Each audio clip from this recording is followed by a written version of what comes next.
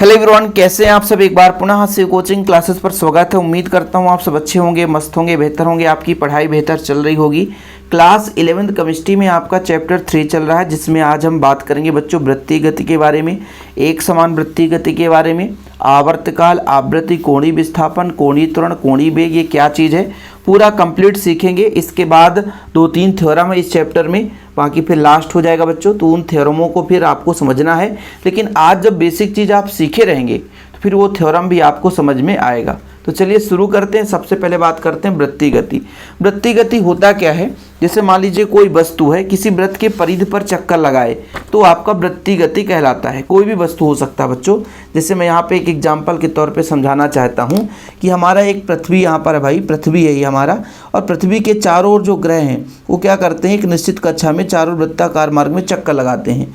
तो इसका मान लीजिए रेडियस r होगा, तो ये इसका एक वृत्ताकार पथ हो गया, इस पे चारों चक्कर लगाता है बच्चों क्या, उपग्रह, वो आपका वृत्तीय गति हो जाता है। जैसे मान लीजिए घड़ी के जो कांटे का नोक है, घड़ी भैया हमारा ऐसे ही होता है।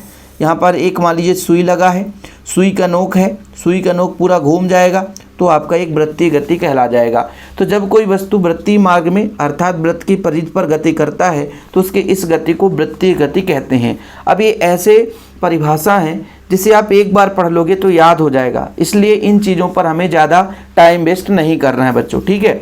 अब हम बात करते हैं एक समान गति के बारे में। जब कोई वस्तु एक समान चाल से वृत्तीय मार्ग पर गति करेगा, जैसे आप लोग देखते हैं घड़ी का जो सुई है, घड़ी का जो कांटा है या सुई जिसे बोलते हैं, वो एकदम समान वेग से घूमता है, तो उसका नोक भी एकदम समान गति से मतलब एक प्रकार से समान रूप से गति करेगा, तो उसका जो गति है वो एक समान वृत्तीय गति कहलाएगा। कहीं ना कहीं मतलब समान समय में समान दूरी तय करे तो एक समान गति कहलाता है। अब वृत्तीय मार्ग पर कोई वस्तु गति करेगा, जैसे सेंटर है, इसके चारों ओर मान लीजिए वृत्तीय मार्ग है ना, एक निश्चित समय से यहाँ तक पहुँचे, फिर निश्चित समय, फिर निश्चित समय, मतलब समान समय अंतराल पर समान दूरी तय करे, तो इसके इस गति को हम एक समान गति कहेंगे। और वृत्तीय मार्ग पर गति कर रहा बच्चों, इसलिए एक समान वृत्तीय गति कहला गया।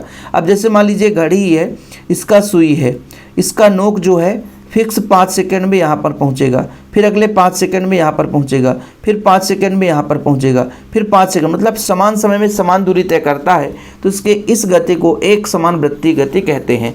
कहीं ना कहीं मतलब जब कोई वस्तु समान चाल से, समान चाल का मतलब क्या होता है, समान समय में समान दूरी तय करे, समान चाल से गति करेगा तो आपका बच्चों एक समान समयांतराल पर परिधि पर समान दूरी तय करेगा, चाहे समयांतराल कितना भी सूक्ष्म क्यों ना हो, चाहे अधिक हो।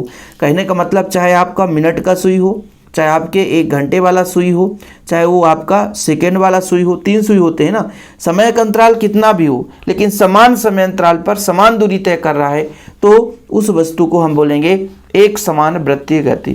यदि वृत्तीय मार्ग पर जब कोई वस्तु समान समय अंतराल पर समान दूरी तय करेगा वो आपका एक समान वृत्तीय गति कहलाएगा। चीज़ें क्लियर है बच्चों, वृत्तीय मार्ग भी समझ में आ गया होगा। जैसे मान लीजिए खेल भी देखते हो बचपन में, स्कूल में बच्चों को घुमाया जाता है एक सर्कल पर, है ना, तो वो एक वृत्तीय मार्ग पर गति कहलाएगा। चलो अब आवर्तकाल है क्या। जैसे मान लीजिए कोई वस्तु वृत्तीय मार्ग पर गति करता है, तो एक चक्कर लगा लिया, यहाँ से चलना शुरू किया और एक चक्कर लगाया क्लॉकवाइज, इस तरीके से एक चक्कर लगाया, यानी यहाँ से चला और यहाँ तक पहुँचा, इसमें जो समय लगा उसका हम आवर्तकाल कहते हैं। इसका मात्रक आवर्तकाल का क्या होगा बच्चों, समय है तो सेकेंड हो जाएगा, कुछ है नहीं, विमीय सूत्र में एम है नहीं, एल है नहीं, तो केवल और केवल टी है, तो ये इसका क्या हो जाएगा, विमीय सूत्र हो जाएगा।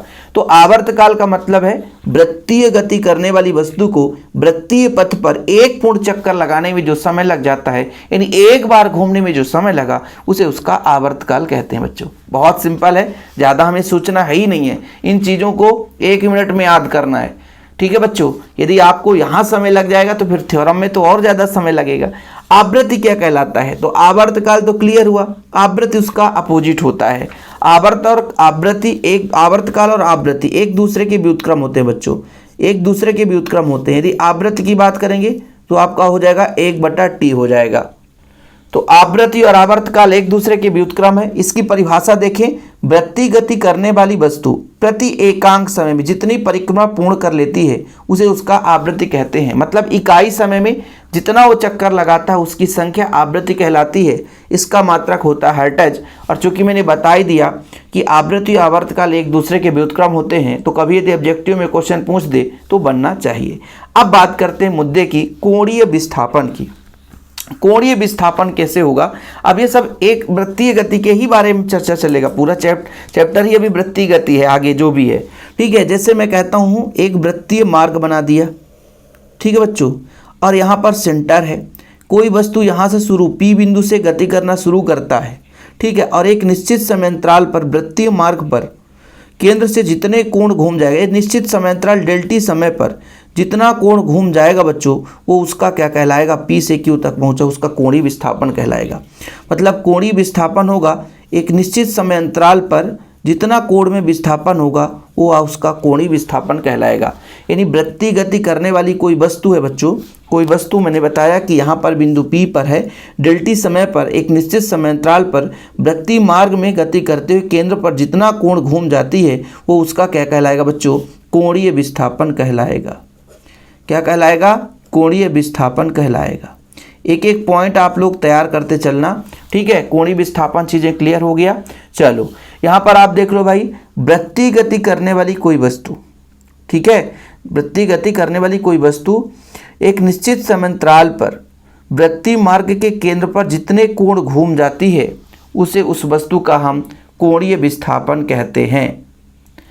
अब मैंने यहाँ पर थीटा दर्शाया है। अब इसके जगह हम थीटा की जगह कुछ और भी ले सकते थे, डेल एस ले लेते तो एक निश्चित समयांतराल पर जितना घूमेगा तो डेल थीटा को कोणीय विस्थापन से दर्शाते हैं। तो ये फार्मूला आपका सही है कि डेल थीटा कोणीय विस्थापन का एक पहचान है भाई, एक निश्चित समयांतराल पर कितना कोण विस्थापित हो गया।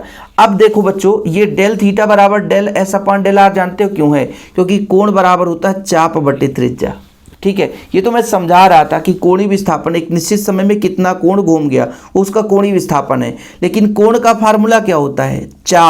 चाप डेल एस है, यहाँ से यहाँ तक दूरी डेल एस होगा, त्रिज्या कितना आर होगा, तो इसका कोणीय विस्थापन का रियल फार्मूला हो जाएगा। ओके, ठीक है। कहाँ से आ गया वो भी बता दिया।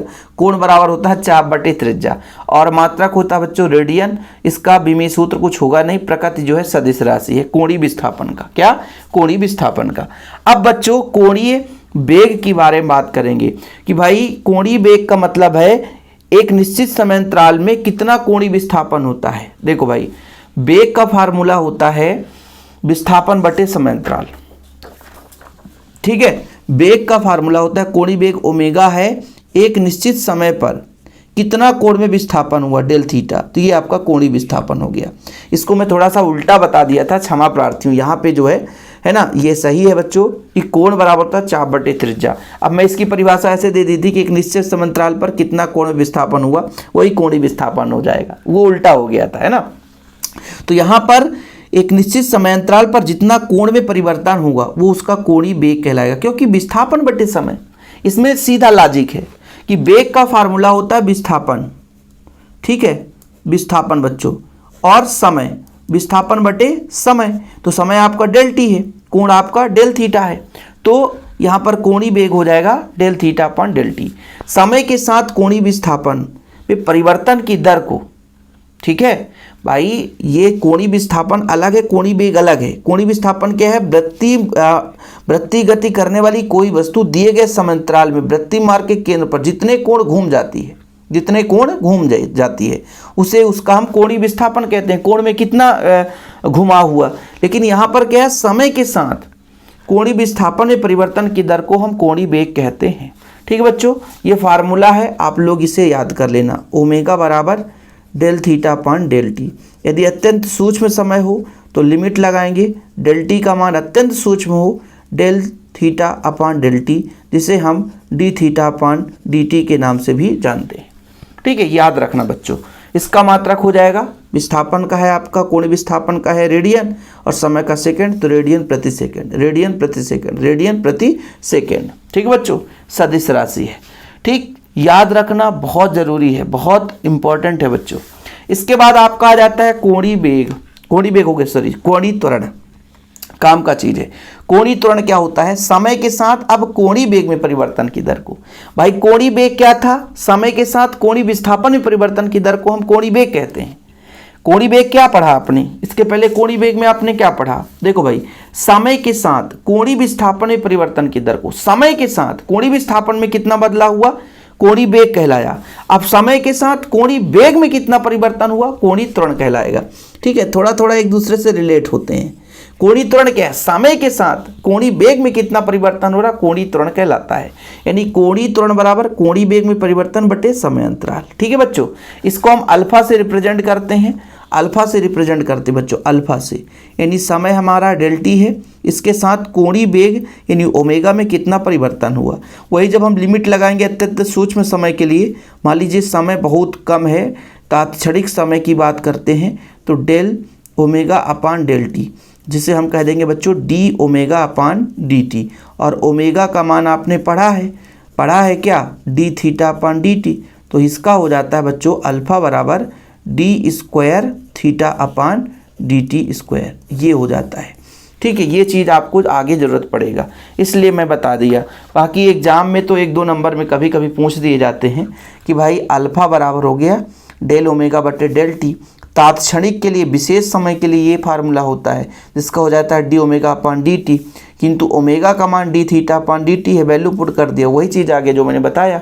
इसका मात्रा क्या होगा? रेडियन प्रति सेकेंड स्क्वायर, रेडियन प्रति,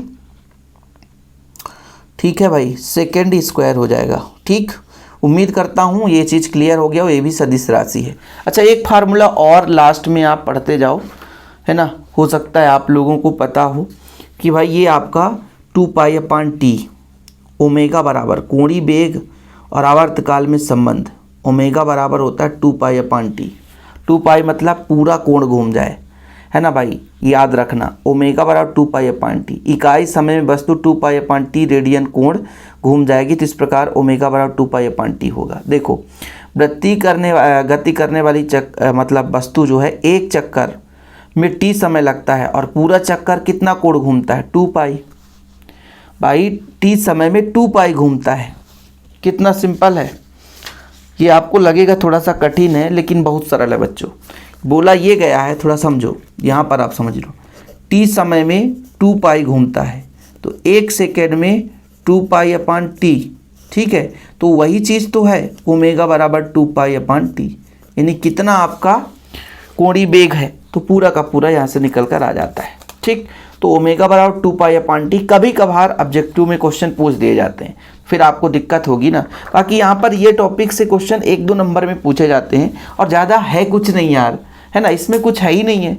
इसमें थोड़ा बहुत आप लोग दिमाग लगाओगे तो आसानी से बन जाएगा। हाँ, यदि नोट्स लेना है तो ये सारा चीज़ नोट्स में उपलब्ध रहता है, तो आप लोगों को बिल्कुल सिंपल लिखने की जरूरत नहीं पड़ेगी, नोट्स आप ले लिया करो। नोट्स के लिए कॉन्टैक्ट नंबर आप लिख लो भाई 9685299149, 9685299149। क्या बच्चों?